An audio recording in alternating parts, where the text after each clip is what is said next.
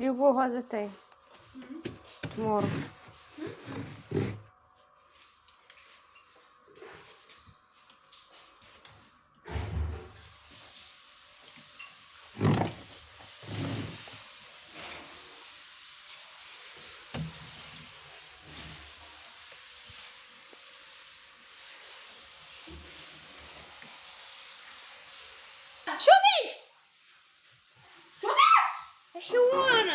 ኦርቶዶክስ ክርስቲያን አስተምሮ በእስልምና ጥላቻ የተጋረደ ነው። አንድ ሰው ክርስትና ላይ ጥያቄ አለኝ ብሎ ካለ መልሱ የእስልምና ጥያቄዎች አይደለም መልስ የሚሆኑት። ገባሽ አባባሌ? ስለ እስልምና መጥፎ ነገር ቢነግሩሽ ሙስሊሙ እንዳፍቅረሽ ነው ብለው ሳይኮሽን ሊጎዱት ቢሞክሩ ጥያቄሽ እስካልተመለሰ ድረስ አትድኝም። አንድ ያ ደግሞ የአንቺ ብቻ ጥያቄ አይደለም። እንዳንቺ አይነት ብዙ ሰዎች አሉ አእምሯቸው ውስጥ ጥያቄ የሚፈጠርባቸው እና ብዙ ጊዜ ልክ ቲክቶክ ላይ ለሙስሊሞች እንግዲህ እነሱ ኦርቶዶክስ ክርስቲያኖች ናቸው።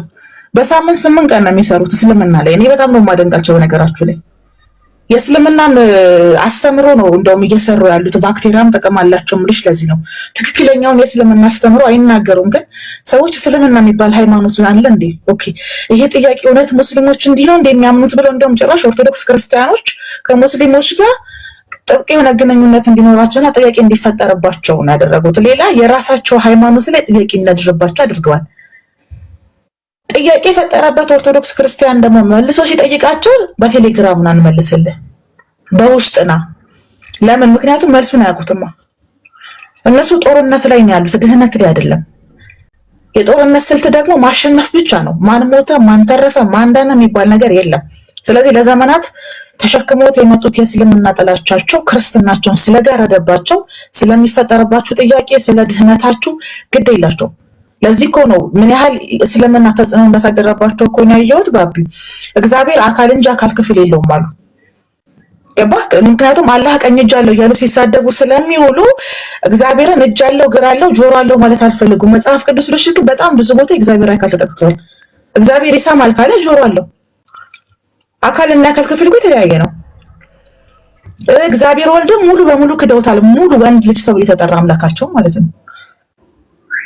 እግዚአብሔር ግብረ አካል ነው ያለው አካል የለውም ብለህ እንደመናገር አብና መንፈስ ቅዱስ ወልድ ሲሞት ዓለምን ይጠብቁ ብሎ ነበር ብሎ እንደማስተማር የሞት አስተምሮ የለም።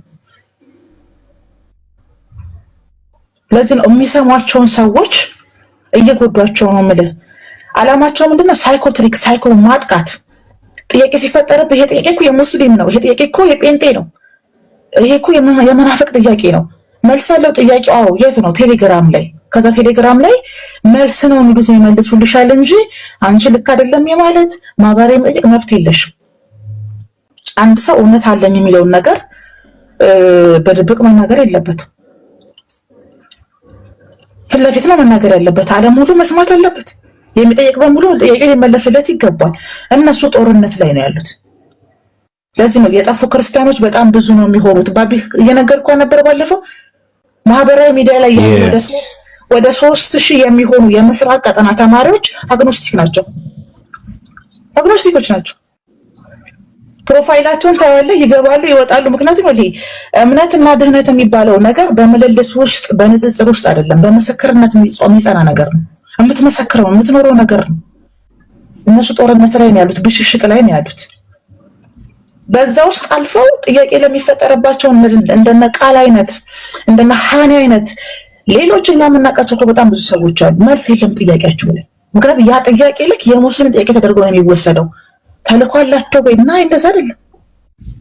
የፉክክር ቤት ሳይዘጋ ያድራል እኮ ነው። ስለዚህ የእስልምና እነሱ ምንድነው መሰለህ ዓላማቸው? አንተ ብቻ ሙስሊም አትሆን እንጂ ለምን ኢሉሚናቲ አትሆንም?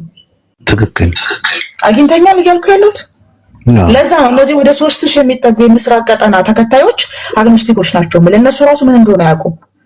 ማርያም ያመቷ ሲሆን ቀጤማ ዘ ይገባሉ፣ እሁድ ሲሆን ያስቀድሳሉ። ለምን? መመሳሰል አለባት። ልክ እንደ ካልቸር ነው፣ እንደ ልማድ ነው። በቃ ይሄ ለምዶብኝ ነው እንደምትሉ አይነት መኖር ነው እየኖሩ ያሉት እንጂ በድህነት ደረጃ ተስፋ የቆረጡ ናቸው።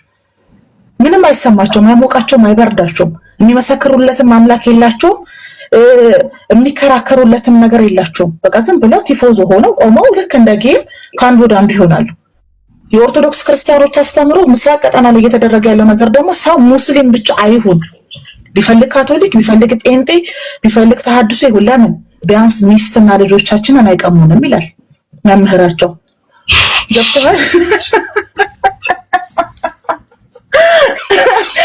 እንዲህ አይነት ድህነት ሊኖር አይችልም። እኔ ሙስሊም ከሚሆኑ ፕሮቴስታንት ቢሆኑ ይሻለኛል ብሎ እኮ ምክንያት ተብሎ ሲጠየቅ ሚስቴቹን አይቀሙኝም ልጆቼን አይቀሙኝም ብሎ የተናገረ ሰው ማን ነው እንደዛ ያለው? እንትና አስታወስኩ። እፎይ የሚባል ሰው ልክ ነሽ።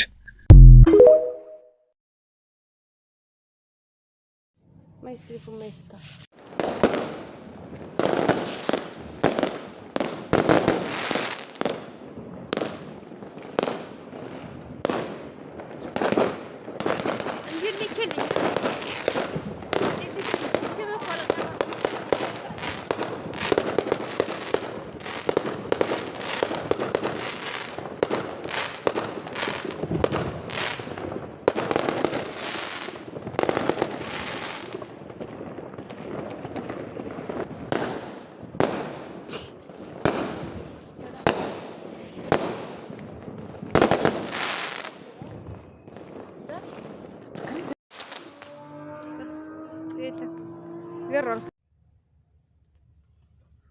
ايه اوكي يلا روح شوف سيارة كل يجي شوف مني يا وطن افريقيا اليوم اخر يوم صح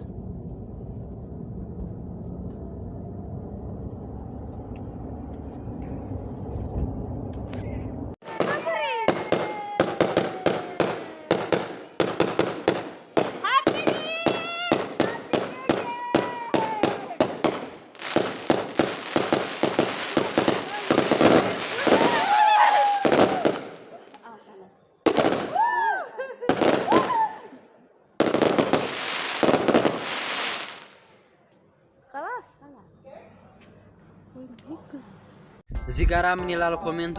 ገና በልጅነት የተሰደዱ እህቶች አሉ በሰው ሀገር የተሰቃዩ። እስቲ ለነሱ ግጠምልኝ ወንድም አለም። ሼር በማድረግ አድርሱልኝ። ስቀው ያልጠገቡ ገና በልጅነት ስደትን የሚያዩ ብዙ እህቶች አሉ። ህመማቸውንም ለኛ የማይነግሩ ቻል አርገው ይዘውት ሁሉን በውስጣቸው የሰው ፊት እንደ እሳት እየገረፋቸው መሳቅ መጫወቱ ለነሱ ናፍቋቸው ብዙ እህቶች አሉ ስቀው ያልጠገቡ ስደት የጠራቸው። በሰው ፊት መገረፍ፣ በባህር መንሳፈፍ፣ በጥይት መጠበስ፣ በእሾህ መወጋት፣ በውሃ ጥም መድከም ይሄን ሁሉ አልፈውት እውነት የህይወት ፈተና መቼም አይጥላቸው ብዙ እህቶች አሉ የምንኮራባቸው። ፈጣሪ አደራህን ለሀገር አብቃቸው የስደቱ ኑሮ ፍሬ አፍርቶላቸው።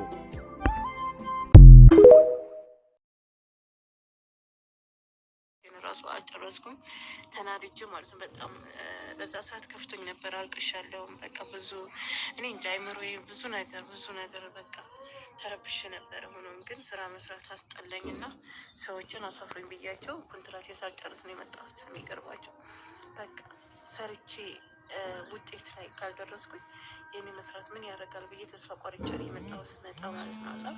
ሆኖም ግን አልሐምዱሊላህ ሶብር ማድረጉ ጥሩ ነው።